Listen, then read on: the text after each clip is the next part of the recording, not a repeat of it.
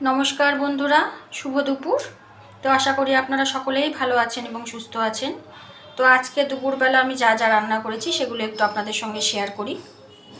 তো প্রথমেই এখানে করেছি গরম গরম ভাত, একদম গরম গরম, সবেমাত্র নামালাম।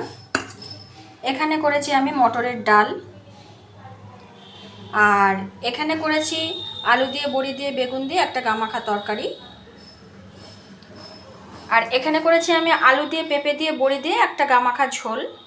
তো আমার সবসময় একরকম সবজি কেটে রান্না করতে ভালো লাগে না। তো আজকে পেঁপেটা আর আলুটা আমি একটু লম্বা করে কেটে আমি একটা নিরামিষ তরকারি করেছি। আর সবশেষে এই খাওয়ার আগে আমি এই ব্যাগ পাঁপড়গুলো ভেজে নিলাম।